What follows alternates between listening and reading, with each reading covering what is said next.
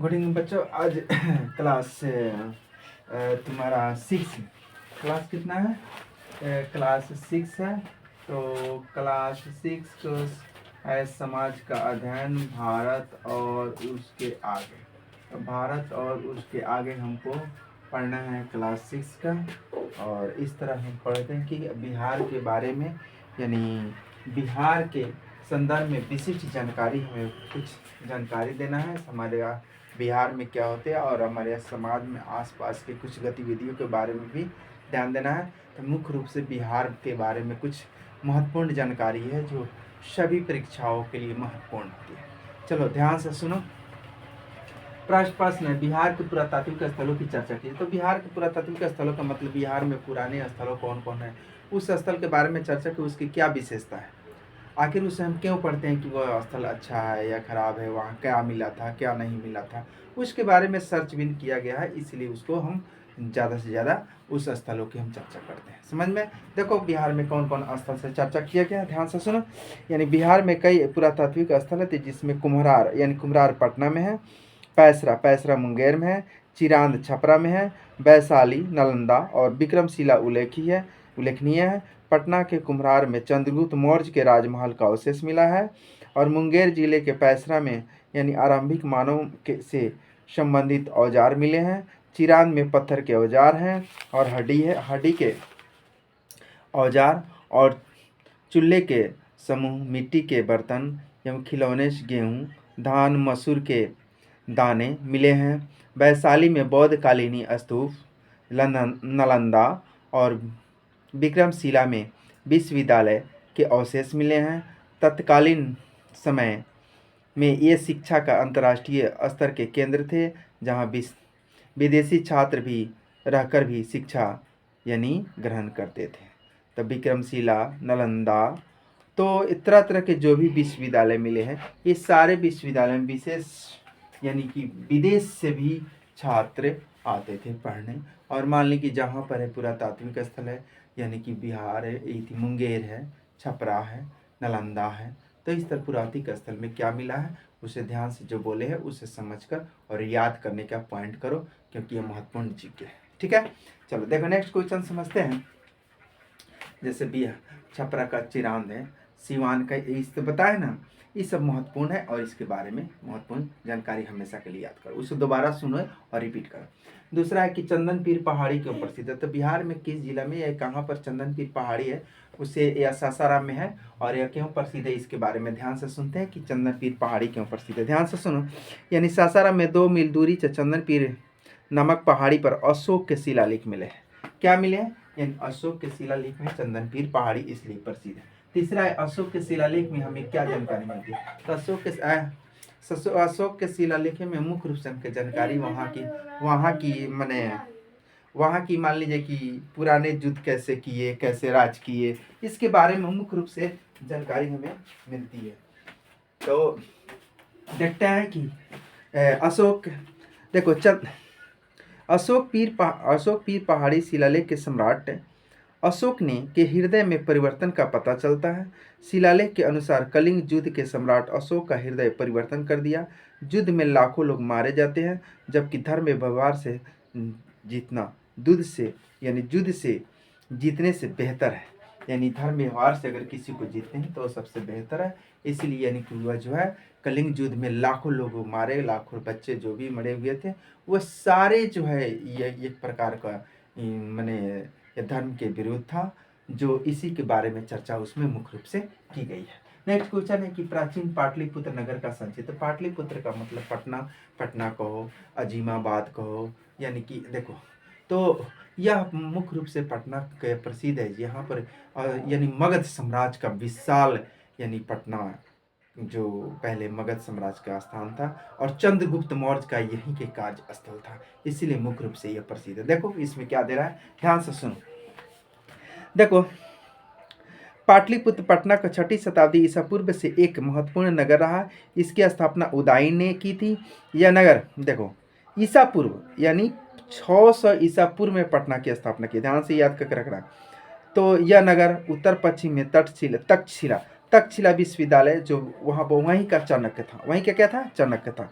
तक्षशिला की ओर से जाने वाले स्थल मार्ग ताम्रलिपि बंगाल होती है यानी बर्मा और श्रीलंका तक राजमार्ग से जुड़ा था।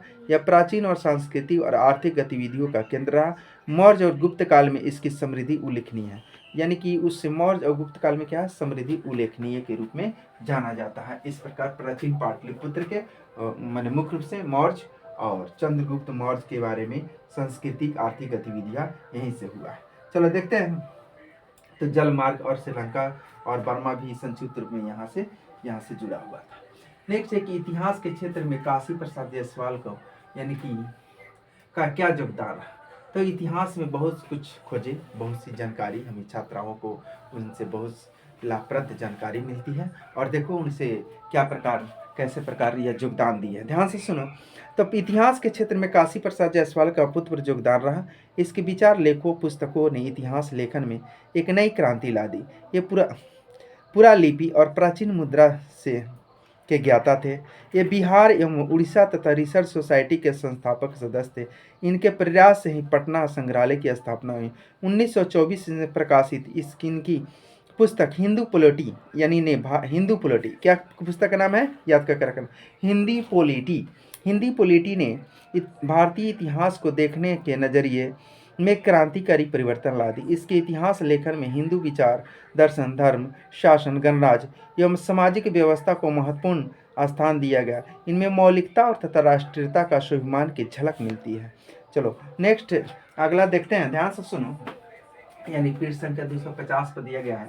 यानी बिहार के पश्चिमी चंपारण जिले में गौनाहा कन्या मध्य विद्यालय में कई छात्राएं प्रतिदिन नेपाल से पढ़ने आते हैं, क्योंकि बॉर्डर पर है। बॉर्डर पर पढ़ने के कारण ये पश्चिमी चंपारण के गौनाहा एक ब्लॉक है, वहाँ ब्लॉक में जो है बॉर्डर पर है, वहाँ से यानी कि नेपाल से भी लोग पढ़ने बच्चे आते हैं।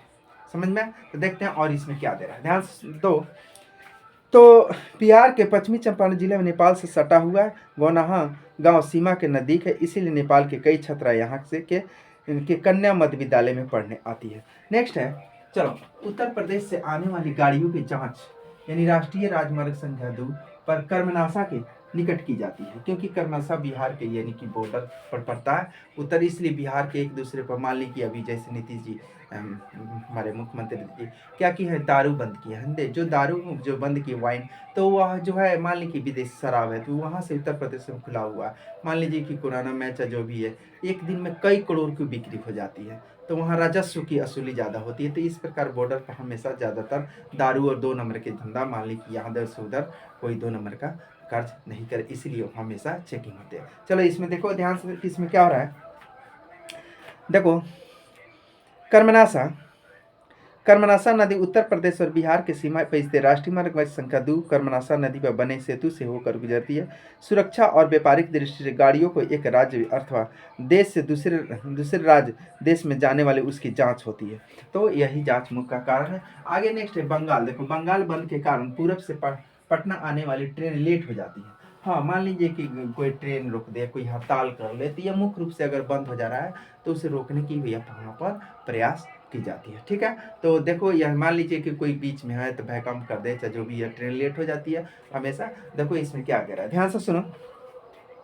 बंगाल बिहार की पूर्व सीमा पर स्थित राज्य। बंगाल बंद के कारण बंगाल से होकर गुजरने वाले ट्रेन जहां तक रोक दी जाती है। बंदी का प्रभाव घटने पर ट्रेनों को छोड़ा जाता है, जिससे उन्हें पटना पहुंचने में लेट हो जाती है। नेक्स्ट क्वेश्चन है, ध्यान से सुनो।